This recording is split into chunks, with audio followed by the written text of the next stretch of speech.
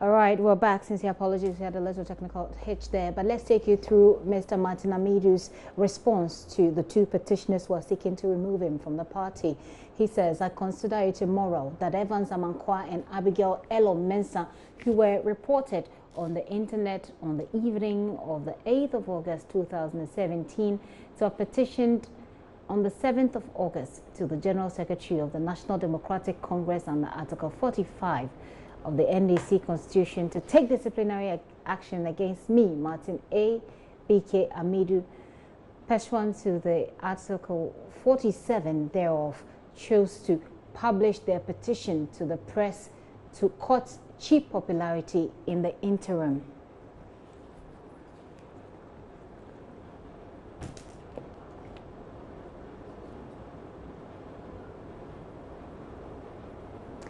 Mr. Amidu goes on to write, one of the petitioners shamefully described himself on the published petition as lawyer Evans Amankwa 2016 parliamentary Adansia Sokwa. Lawyer is not a title which any of you will use to describe himself unless that lawyer has no confidence in his abilities to allow the public to recognize him by using that salutation when referring to him. Now, the first two articles he says I am charged with were written by me as a citizen of Ghana pursuant to Article 3, 12, 42 and 55 of the 1992 Constitution to defend the right to representation in free and fair election. But why is everybody escaping the consequences of surrogate Emmanuel Kosi Senior's petition to remove the two deputy commissioners appointed by the NDC government, which for me could affect the future of a party? Those are excerpts of Mr. Martin Amidu's response. As I promised, I will let you have it. But let's listen to what some political scientists are saying. Dr. Bosman Asari says that the party has a tough task on its hands if it has to resolve the challenges with the former AG. He believes that Martin Amidu has done no wrong, by the way. He spoke earlier on Newsdesk. No, I think for someone like Mr. Amidu, we know he's been describing himself as a citizen vigilante. He comes along as someone who has an agenda of national, let me so to speak, national development, or someone who literally from the public, most of us see him as someone who is promoting the Ghanaian agenda rather than a partisan or a parochial agenda. And when you look at most of the things he's been saying about the party, even before the election, most of these corruption allegations, he mentioned them. And I even remember one of the articles, he even indicated that it was likely the NDC as a party will be losing the election. But we also acknowledge that in our system, we don't take criticisms lightly.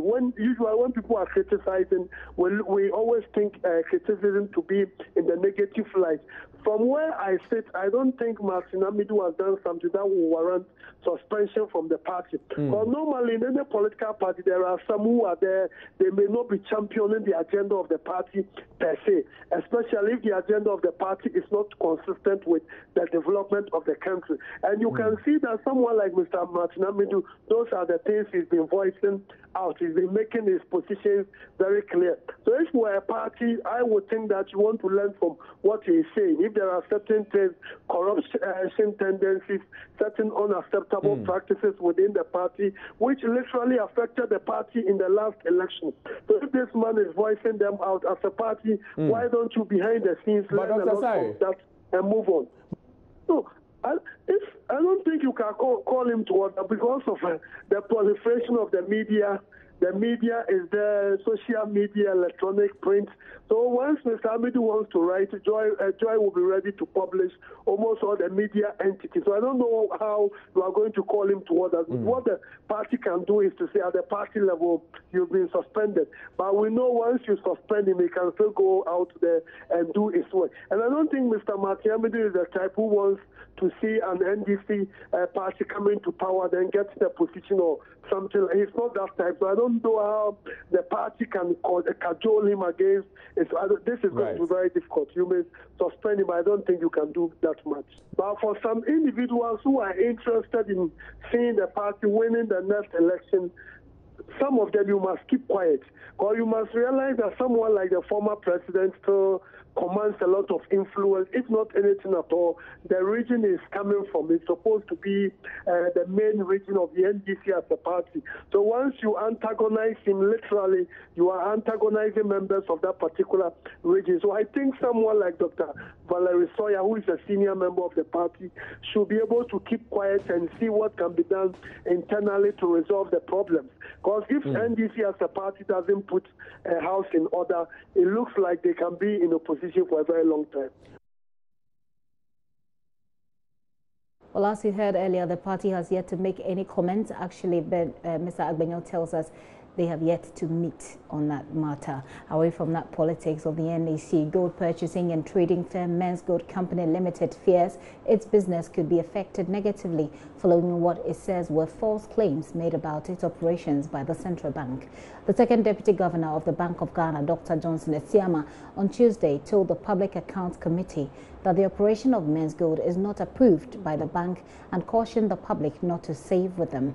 However, marketing manager at Men's Gold, Fojo Shadrach, tells Joy Business that the Bank of Ghana's assertions were misplaced and urged clients to remain calm. Per the news of the market that is on the public domain, we would like to see that it is no different from what we do at Men's Gold. We are not a cash depository company, firm, or bank. We are not a financial institution. We are not a microfinance. We are not a savings and loans. We don't do bonds. We don't do shares. We don't do treasuries. We don't do anything related to finance. We are a gold dealership firm. So how come this is coming up then? How come this is coming up then? That I think that is a misconception that maybe that is on the market, that is on public domain. And very good thing, one good thing that's perhaps the way you advertised it? No, our advert on radio did not tell people to bring cash to our outfit, and there is no one that has come to our outfit with cash.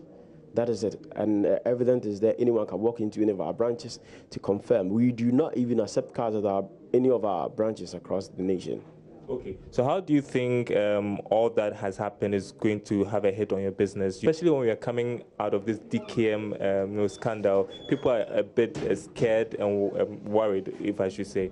Yeah, frankly speaking, it has a negative effect on us, and we are trying as much as possible to convert all negativity into positivity in our own interest. That's what we are doing right now. We are also trying to educate the public, and we are telling and urging our clients to keep calm the outbreak of this news. Okay. And one thing is that verily we have not accepted cash, so we are comfortably doing our business. Business is still ongoing. President Akufo-Addo is ending his tour of 3 regions today. Now, his final destination was the Western region, where he visited some chiefs and some communities in the area. With him today was the Minister for Railways, Joe Garte, who has been making some revelations about the railway sector. Francis Waja is our correspondent traveling with the presidential press corps on this tour. For more, let's reach out to him. Hello, Francis. Yeah, hi. What's happening at the moment? Well, Nana Konan-Ketia today reiterated that important call that he's made over the years, that if he doesn't see any meaningful development within the railway sector, he will call on his son, Joe Garte, to resign. And this is the second time that he has made this important call. Now, Joe Garte in the past has said that, well, he's an adult son, and then when he gets there, he will know what to do about it. But unanimously, Joe Garte, Nana Konan-Ketia, the transport minister, all agree that yes, it is indeed important that the commitments that are being made to revamp the sector are sped up, because the people are waiting and anxious to see a revamped railway sector. Now, from there, Nanado headed to the Fiankwanta Regional Hospital, and the acting medical director of the facility, Dr. Richard Anthony, has made a personal appeal to the president that there's a need for a new regional hospital because the current facility does not meet modern day standards. And you will recall that on May 9th, we had a major gas explosion here in Takrady. Now, at the time, most of the victims could not be treated here because the regional hospital does not have a burn center, and they had to be transferred to Cape Coast. And so he said it is very important. Now, Nanado in his response says that way back, there were 3 major hospitals in Ghana, Konfanochi, Kolebu, and then Fiankwanta. And so, yes, he agrees that over the years, the Fiankwanta Regional Hospital has not gotten the attention that it deserves, and that he will look forward to that. But while he was answering it again, he said that the funds have been secured for a new hospital to be constructed in the eastern region, while 4 other proposals are being considered for the construction of a new regional hospital in the western region. Now, currently he's at Market Circle, where he's interacting with traders here. How has he been received in the region? Well, people have been very, very happy to have met him. In all the areas that we've been, he's been really received. Now, here at the Market Circle, I would say it's a sea of people who have all gathered to witness the president's talk. He's yet to talk, though, but the applause is huge everywhere that we have been within the Western region. And the issue of Galamsey also came up yesterday. How did that conversation end? Absolutely, Gifty. I would say Galamsey has taken about 50% of the entire discussions that has taken place since the president began his tour in Bepiani, Sefikinase, Wase Kropon, Takwa Jomoro, and then on Sekendi Jakade. Galamsey has been very, very high on the agenda. Now, what I'll say is this. From the speeches that I heard from the chiefs in these areas and then opinion leaders, it appeared that although they support the fight against it, they want some ways which the young guys in the area can still hold on to their mining. But Nana has been very emphatic and consistent with his response throughout. I will not allow mining that will degrade water bodies and destroy natural resources. So that has been the response throughout, and it does not appear that he's going to shift from that position. Although he says he doesn't have the power to ban mining, but he wants mining to be done responsibly, and that is what he's calling for. Engage the officials that he came with. Are they impressed with the trip so far and what he was supposed to have done on this trip? Are they impressed with it? Can you come with I'm wondering if any of his communication persons have been in touch with you. What I'm trying to find out is whether or not they are happy with the outcome of the trip that they took. Is that his communication outfit? Yes, the president's communications outfit. Whether they've spoken about their own impressions of the trip that the president took. Well, there are party people who are on the top of the president, as in the party hierarchy, from the national level to the regional level. For the few people that I've spoken to, they've been excited about it. For instance, in Sefikinase, there was the relaunch of the Mass Local Spraying project, and they were excited about it that this was launched in their region. Again, just this afternoon, the mention of the construction of proposal for the construction of a new regional hospital. They've been excited about it. So I have spoken to someone this year who is the acting chairman of the NPP for the Western region. I've spoken to the communication director, Chairman for FIFA. Yes, indeed, they're happy with their response, and they're excited about what has happened so far. Very well. Thank you very much, Francis Waja. They're bringing us up to speed on the Western region, which, of course, was the destination of the final visiting point for President Akufo-Addo. Well, since they've been dealing with railways there, let's stay a little longer with railways. Now, to many, the development of the Tama Akosombo railway stirs memories of when Dr. Nkrumah constructed a railway line to transport raw materials to and fro Akosombo. But the recent promise by the government to construct the railway could signal the end of the livelihoods and properties of hundreds of residents in that area. But as Jennifer Kuamwa reports, the residents have vowed to resist the imminent demolition of their homes and businesses. This is the Tama Akosombo rail line stretch. There are many communities along it. They include Sebrepo, Free Zone, and Saki. These communities are densely populated with numerous houses, churches, businesses, schools, and hospitals dotted on the stretch. Jonathan Ajah is a businessman who has raised his family at Sebrepo for over 10 years. But their lives and that of their neighbors will change drastically when construction for the proposed Tama Akosombo railway line begins in October. We made our way to see the district administration, and they told us that they have no drawings at all about this, which means that they are telling us that no compensation will be paid. For many of us, I'm certain that if they stick within the 50 feet to the left and 50 feet to the right, many people will not be affected. The cry is against the 100 feet and even beyond 150 feet we hear. No one has contacted us. Well, they've given you a 1-month timeline, Yes. correct? So is there anything you are doing? Are you taking maybe legal action? Are you going to stage a full stage protest? What are you going to do to protect your homes and your livelihoods?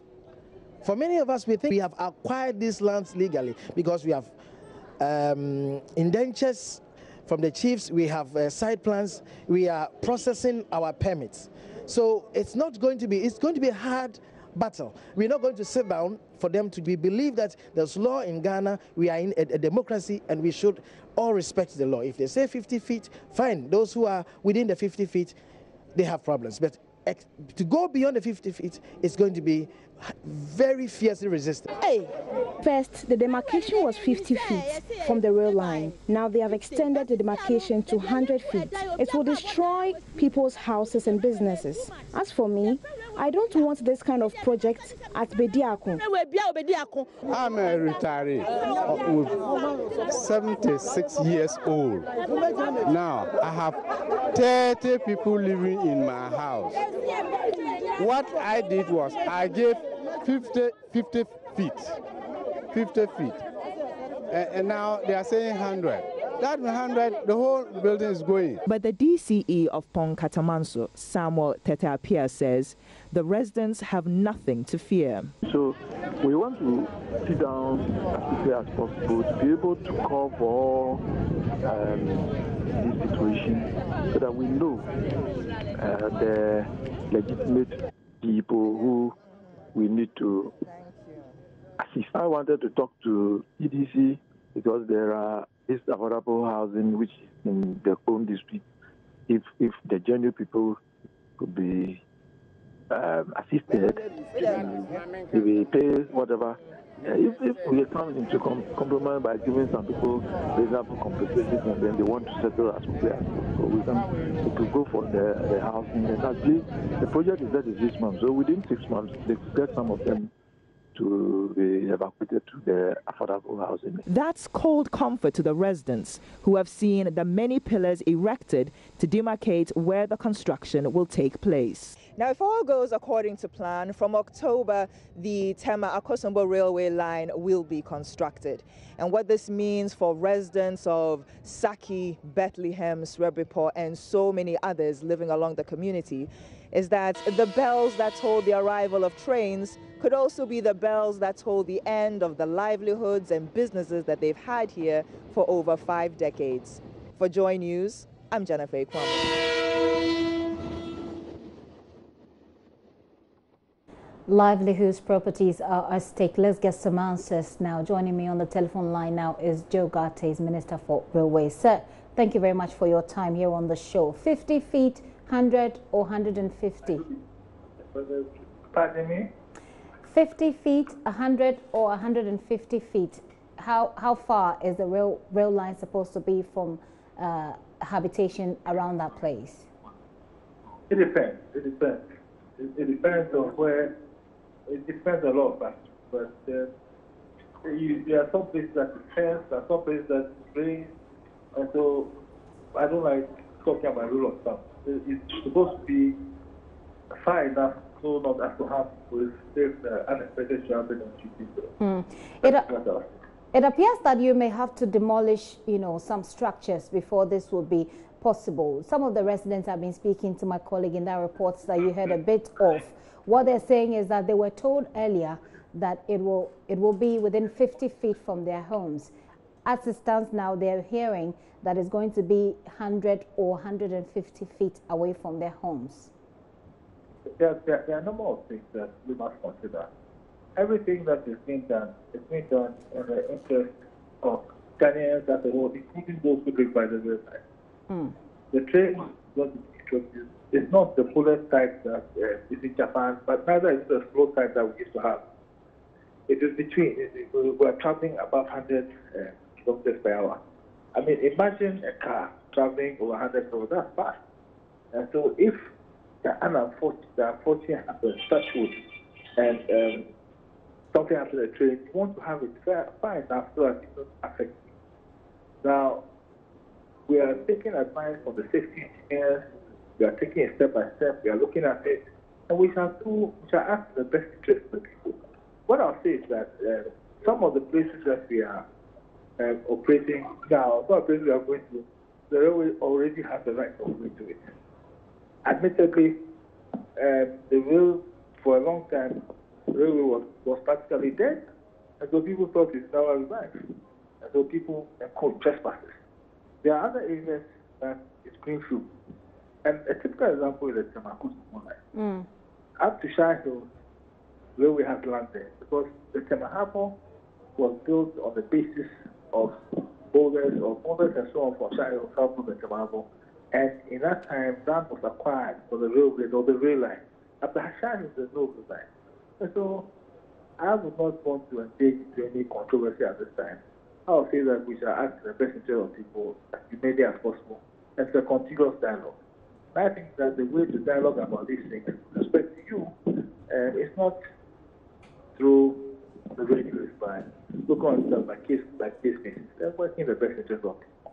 I have no desire to work against anybody or to say anything against anybody, but I must protect life. Well, obviously so.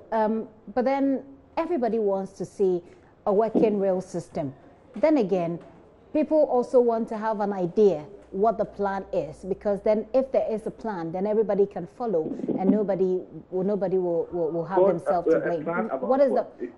What is the plan in terms of the rail project, and how people who perhaps are encroaching on lands that, like you say? First of all, sorry. It's fine, go ahead. If you use the word encroachment, it's illegal. You don't encroach. No, I am using encroachment within the context of what you said. You said that some lands were purchased in, before. But if a land has not been hold on, sir. Let me make myself clear. What I'm trying to say is that you indicated that there were land allocations, for the rail system, and that people are living there because the rail system, the projects did not happen. I'm saying this to mean that those living on such lands, would you say they are encroaching on those lands? I mean, it's still the land. If I buy land and I haven't built the house on it, it doesn't give you the right to go and build on it. So that's the context. That's the context within which I use. It's a legal position. I mean, it's not my idea. That's the law. Ask any lawyer. So when you go on to somebody to say, please, can you wait for me to finish too? When you go on anybody's land, that doesn't belong to you. It is not a defense that the person was not using the land. But what I'm saying is that we have started a stakeholder consultation. The first one was held last week, chaired by the Deputy Minister. Because it's not only people who are staying on the land. No, even the government agencies like water, like electricity, and so on. There's all kinds of segments on the way. We started the one with stakeholders. The stakeholders we identified include public corporations, include the landowners, include people who are on the land. We'll go through a process of consulting with them, come to a conclusion that will, as much as possible, be beneficial to everybody and be humane as possible. That's what I'm saying up to now. But we have a definite plan. Okay. And our plan, I've said before, is through stakeholder consultation on a case-by-case basis. Okay. How soon? Are there any timelines as we wait? How soon will what happen? Are there any timelines for the project to start? We're starting October. How is it coming? Pardon? How is it coming? The contractors are confident. We've paid them their mobilization. The first mobilization, they set up the camp. They moved camp. They are doing the survey. That's why they asked us to start the stakeholder consultation and also talk with secure them the right of. So the contractors assure me that they will build and finish before the end of 2020. They are talking about March 2050, 84 kilometers. It's possible. If you look at other countries, it's very possible. If you look at Ghana in 1898, the British built the railroad more than 300 kilometers to Kumasi, and they got to Kumasi by 1901, I think so, about 4 or 5 years they got to Kumasi. So it's possible. It is possible. You were with the president today in the Western region. One of the chiefs who understand is throwing you a challenge. He says he will ask you to resign if you do not achieve this goal? Well, I went to France, so did that chief. Say that again, sir. I went to France secondary school. Right. And so did that chief also was France school, not secondary school. And we are challenged. It's a good thing to be challenged. So we'll see what God does. So it's in the hands of God, not in my hands. Are you resigning if you're not able to do this project successfully? You know, I'm not a man of making such serious decisions on radio. As much as you want to do me in that direction, I'll tell you that the distance scene, one step is up for me. I will not, unfortunately, I will not encourage you to go on that path. What I will say is that I believe in God, and I know that it's not a problem at all. Well, some will say it will be a matter of principle, but thank you very much for your time. Well, I didn't say that. The people said that. And so please, your last aside, I don't agree with you. Very well. Thank you very much for your time. We look forward to a working rail system in this country that will make transportation much easier for all of us. Joe Garte is Minister for Railroads.